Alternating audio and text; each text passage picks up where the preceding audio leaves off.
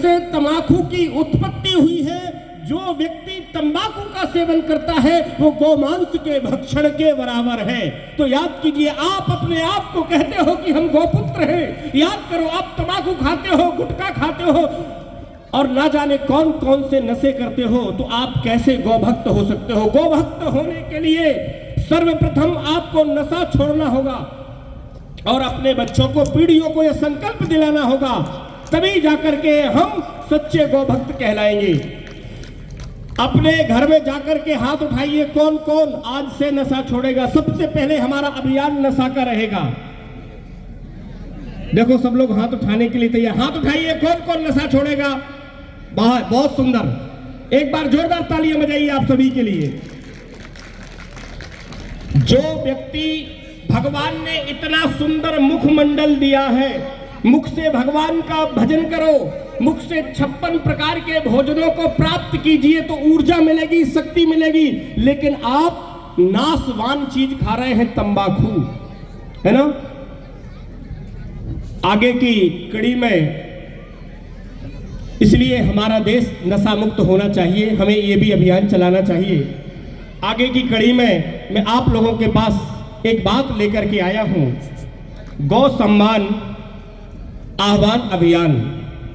आप सभी लोगों को ज्ञात होगा, हमारे भारत की इस पवित्र पावन वसुंधरा में हम सब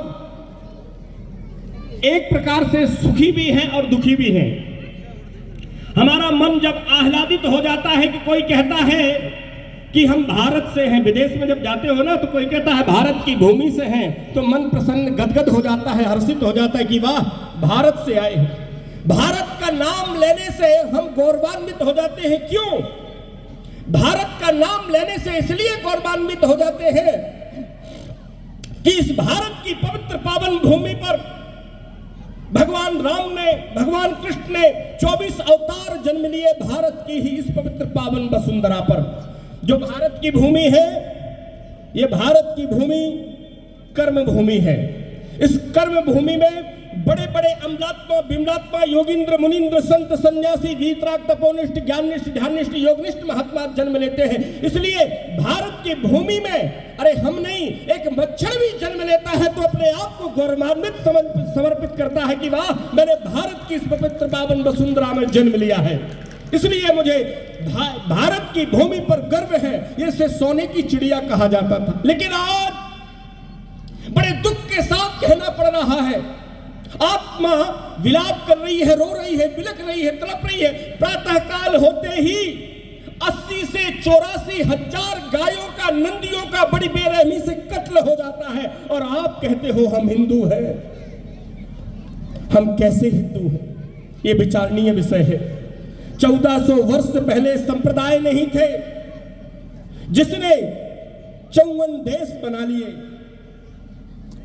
सनातन का कोई अंत नहीं है, सनातन का कोई नाम नहीं बता सकता कितने सौ वर्ष पूर्ण आया था। ईसाई समाज के 84 देश हो गए चंद दिनों में, और हम अपने ही अस्तित्व को बचाने के लिए लगे हुए हैं। यही विराट सम्मेलन है। देखो, आप कहते हो कि महाराज देखा जाएगा, तुम्हें अपने इतने बड़े स्वार्थी हो गए हो कि तुम्हें अपने काम से, अपने परिवार से ही फुर्सत नहीं है, तो तुम अपने बच्चों का ध्यान कैसे दोगे? पहले तो हमारे यहां 10-10, 20-20 बच्चे होते थे। अभी मैंने एक भागवत की कथा लगभग 4 महीने पूर्व यहां पर बालोतरा में की थी। उसमें जिसके 5 बच्चे से ऊपर थे, मैंने सम्मान दिया था उनको। आज आपके घर में मात्र 2 ही बच्चे हैं, किसी के यहां 2 और किसी के यहां 1। धीरे धीरे यदि ऐसे ही रहा, और आप लोगों को यह बहुत बड़ा श्राप लग रहा है, ब्रह्मा की सृष्टि से जो खिलवाड़ करता है उसे सृष्टि छोड़ती नहीं है। आप लोग ऑपरेशन करा लेते हो, ये अधिकार किसने दिया?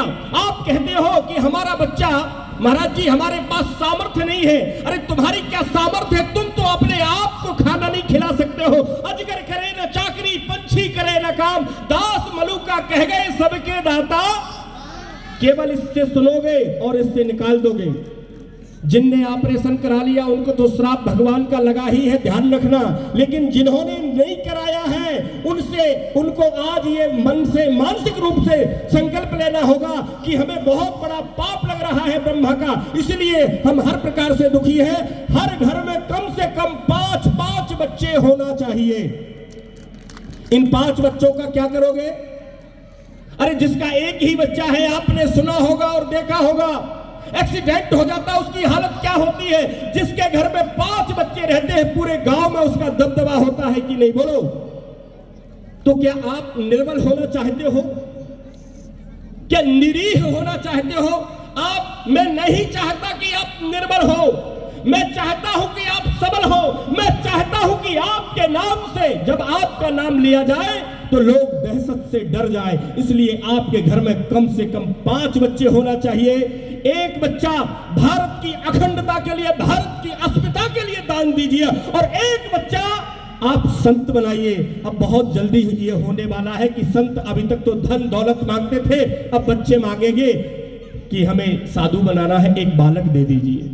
इसलिए हमारा आप लोगों से निवेदन है, जो भी हिंदू यहाँ पर आए हुए हैं, कि आप लोग अपने अपने घर में कम से कम 5 बच्चे जरूर उत्पन्न कीजिए। देखो 2-3 माताओं ने हाथ उठाया कि महाराज जी जरूर करेंगे। 5 बच्चे का कौन करेगा? हाथ उठाइए। 5 बच्चे, लड़की हो या लड़का, कोई बात नहीं। देखो माताएं हाथ उठा रही हैं, बहुत बढ़िया, बहुत बहुत धन्यवाद, बधाई है। और आप जिनके 5 बच्चे होंगे, जहां भी हमारी कथा होगी उनको सम्मान दिया जाएगा।